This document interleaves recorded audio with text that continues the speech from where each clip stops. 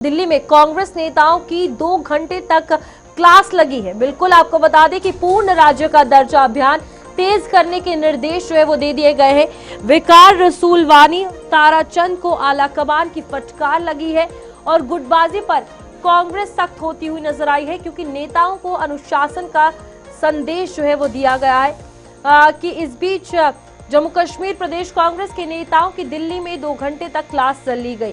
कल 6 बजे ये मीटिंग का समय तय था, जिस बीच बड़े चेहरे चाहे हम बात की जाए विकार रसूलवानी की, ताराचंद की, रमन भल्ला की, ये तमाम बड़े चेहरे वहां पर मौजूद थे। प्रदेश में संगठन को मजबूत करने, कार्यकर्ताओं के बीच जाने और विशेष रूप से पूर्ण राज्य के दर्जे को लेकर चल रहे अभियान को और तेज करने का फैसला लिया गया। वहीं पिछले दिनों पार्टी के खिलाफ बयानबाजी करने वाले पूर्व अध्यक्ष विकार रसूलवानी और पूर्व डिप्टी सीएम ताराचंद को जमकर फटकार लगी है। जम्मू कश्मीर प्रदेश कांग्रेस कमेटी के भीतर बढ़ती गुटबाजी और नेताओं के सार्वजनिक बयानों को आला कमान ने बहुत गंभीरता से लिया है। विनोद जी हमारे साथ मौजूद है। विनोद जी, कैसे देख रहे हैं जो फटकार कांग्रेस को लगी है, क्योंकि जम्मू कश्मीर में ऑल इज नॉट वेल है यहाँ पर? हाँ, आप कांग्रेस के परिप्रेक्ष्य में लेकर के कह सकते हैं, उसमें ऑल इज वेल नहीं है, ऑल इज वेल नहीं है। लेकिन आप देखिए, इतना इनडिसिप्लिन किसी भी पार्टी में नहीं होता है।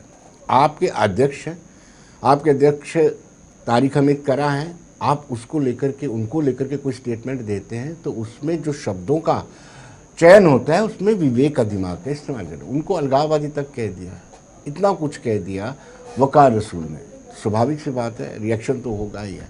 लेकिन इस मीटिंग के बाद जो ब्रीफिंग हुई है और मीटिंग के जो अंदर हुआ, जो मुझे जराया बताते हैं कि मीटिंग शुरू होते ही तारिक हमीद करा ने वकार रसूल पर बहुत सारे सवाल उठाए थे कि इसने हमारे बारे में इस तरह की टिप्पणी की है। फिर वकार रसूल ने भी कहा था कि आपने जो शब्द मेरे लिए इस्तेमाल किए थे, दुकान से उठा करके इसको MLA बनाया, उसका भी जिक्र हुआ। फिर उसके बाद ताराचंद बनाम तारिक हमीद करा भी हुआ, कह रहे कि आप हिंदू नैरेटिव चला रहे हैं। अंदर बहुत कुछ हुआ, लेकिन बाहर आते ही, मीडिया के सामने आते ही सब कुछ साफ साफ दिखाई दिया। यानी मीडिया के सामने उन्होंने कहा कि सबको डायरेक्शन दिया है, कुछ भी हो आपस में निपटा लीजिए, मीडिया के बीच में नहीं जाना है, कोई भी बात मीडिया में नहीं आनी चाहिए। दूसरा उन्होंने कहा कि आपने जो अलायंस किया है, अलायंस धर्म का पालन करना है। फिर कहा गया कि आपको जो स्टेटहुड की डिमांड को लेकर के प्रदर्शन करना है, उसको मूव चलाना है, वो आप अग्रेसिव करें। लेकिन अंदर सब कुछ ठीक नहीं था, किसी को विश किसी ने नहीं किया।